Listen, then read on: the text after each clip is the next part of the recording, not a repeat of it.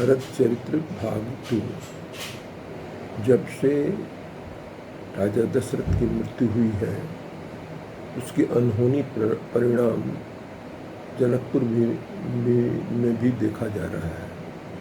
जनक जी ने अपने 2 CID को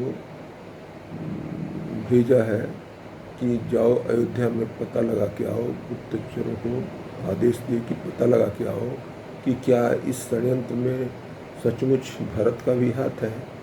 और कुछ दिन के बाद सारे जो CID थे आ गए और बताया कि नहीं, इसे भरत का कुछ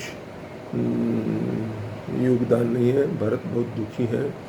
ये बात जब जनक जी को पता लगा तो उसके बाद से उन्होंने भी अपने दल बदल के साथ चित्रकूट के लिए चल पड़े। और इस तरह से आज चित्रकूट में एक वर्ष तो जनक जी का दल बदल चल दिया है और दूसरी तरफ से भरत जी, ये सब 3-4 घंटा के अंतर में सबके सब चित्रकूट पहुंच गए।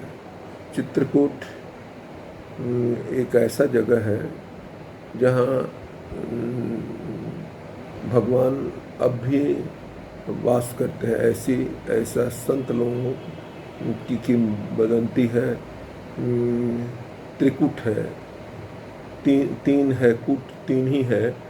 एक त्रिकूट, चित्रकूट और रेणुकूट, चित्रकूट और त्रिकूट। यहाँ तुलसीदास जी भी को भगवान की प्राप्ति यही हुई थी। हनुमान जी ने कहा था कि आप चित्रकूट आओ और वहीं भगवान के दर्शन होंगे। 14 बरस जो भगवान का वनवास की अवधि थी, उसका अधिकांश समय लगभग 12 वर्ष से ऊपर चित्रकूट में ही भगवान का बीता है। इसलिए आज भी चित्रकूट जाने पर बहुत ऐसी चीज़, अद्भुत चीज़ दिखाई देते हैं, जैसे अनुसुईया का आश्रम, अत्रि मुनि का आश्रम, मंदाकिनी गंगा, उसके बाद से राम दरबार, गुप्त गोदावरी इत्यादि इत्यादि बहुत सारी चीज़ हैं देखने के लिए। तो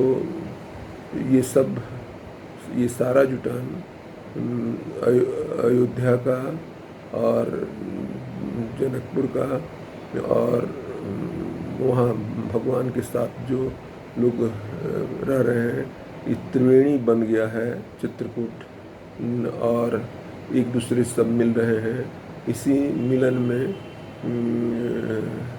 रात में जनकपुर के शिविर में कौशल्या जी गई, सुनैना जी से मिली और पैर भी सिर्फ भरत के लिए कर रही थी कि भरत जो है सो मुखर नहीं है, संकोची है और वो भगवान का बिच्छो बर्दाश्त नहीं कर पाएगा, उसको भगवान रख लें, ऐसा सुनैना जी जनक जी को आने के लिए गई। सीता जी भी पहली बार शिविर में गई शादी के बाद।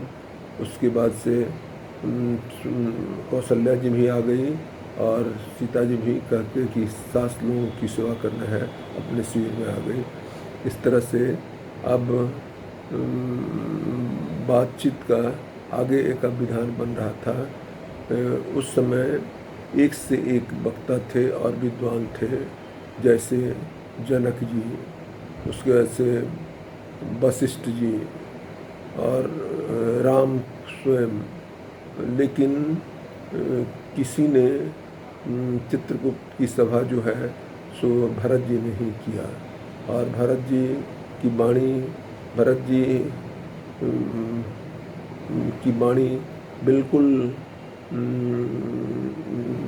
बिल्कुल ऐसी थी कि अकाट्य था। हर एक शब्द जो है सो वशिष्ठ जी बोलते हैं कि भरत का हर शब्द जो है सो वेद का मंत्र ऐसा निकल रहा है। तो एक सम्मा बन गया। और होता भी क्यों नहीं, भक्त शिरोमणि जो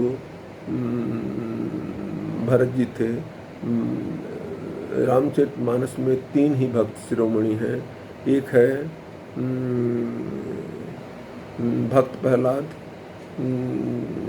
जो पाताल लोक का है और जो जिसके के भगवान खम्भ में विराजित रहते हैं। दूसरे भरत जी जो थल के पृथ्वी पर के हैं और इनमें भगवान जो है सो इनके हृदय में विराजित रहते हैं। और तीसरा गरुड़ जो आकाश में है, उसके पीठ पर भगवान विराजमान रहते हैं। गरुड़ को भी इतनी निकटता होने के बाद से अहंकार हो गया, तो उनको भी जाना पड़ा काकभुसुंडी जी के पास में कथा सुनने के लिए। और वहाँ पर उनका ये ख़त्म हुआ। तो कथा विशेषज्ञ कथा 4 ही जगह चल रही है आज भी।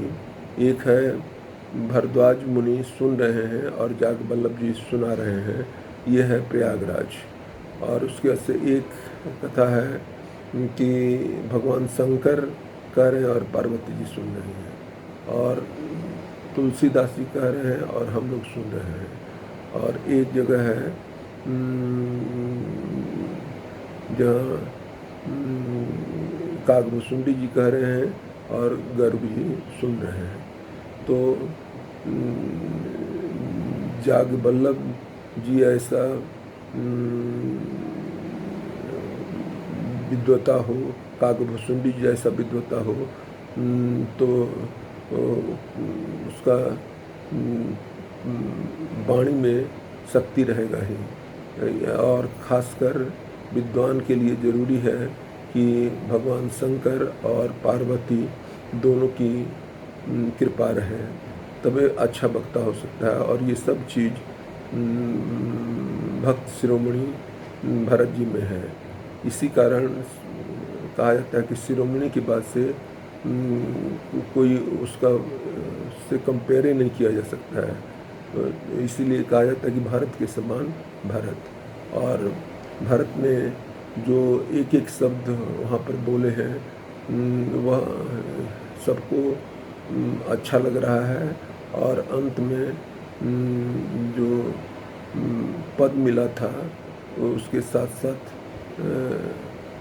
कृपा से इनको खड़ाऊ मिला कि आप इसके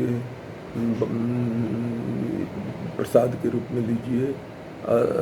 असल में भक्त के तरफ से या याचक के तरफ से याद होता है, भला होता है समय समय पर, और ये नीचे से ऊपर की ओर जाता है। और यही दोनों चीज़ उलट के आशीर्वाद के रूप में, याद दया के रूप में मिल जाता है, और भला जो है सो लाभ के रूप में मिल जाता है। तो भगवान की कृपा हमेशा बरसती रहती है। इसको पाके भरत जी भी कहे कि अब राज्य आसानी से चलाया जा सकता है।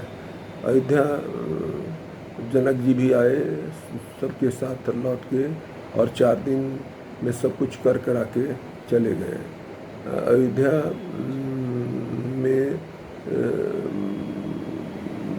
भरत जी ने कहा कि जो अयोध्या की ज़मीन हमारे भाई को राजगद्दी नहीं देके वन भेज दी, और उस ज़मीन पर जब तक भाई नहीं आएंगे मैं भी नहीं रहूँगा।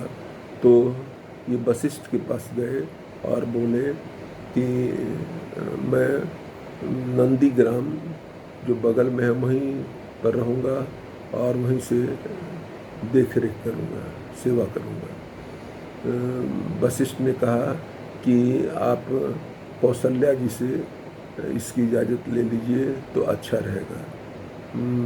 भरत कौशल्या जी के पास आके बैठे हुए थे, मौन थे, उदास थे। कौशल्या ने पूछा कि बेटा कुछ दिक्कत है? तो तब इन्होंने कहा कि हम नंदीग्राम से चाहते हैं ये करने के लिए। कौशल्या तो इनके प्रति बड़ी सजग थी कि कोई ऐसा चीज़ न हो कि इनको तकलीफ़ लगे। कहे कि बेटा जाओ वहीं से करो, और इजाज़त मिलने के बाद से वहीं से करने लगे। थोड़ी देर के बाद से कौशल्या जी देख रही हैं कि शत्रुघ्न लाल एक खंबा पकड़ के रो रहे हैं। तो गई और पुचकारते हुए पूछी कि बेटा क्या है? सूर्य वंश में जन्म लिए हो तो कुछ तपना भी सीखो। और फिर उसके बाद से शत्रुघ्न लाल जी ने कहा कि मैं क्या करूं? तो कौशल्या जी ने कहा कि इसका उत्तर तो मैं नहीं दे सकती हूँ, और आज तक कोई नहीं दे सका। इस तरह से भरत जी चला रहे हैं कामकाज, और प्रतीक्षा सब कर रहे हैं कि कब 14 वर्ष हो कि राम आवें और अपना जगह लें।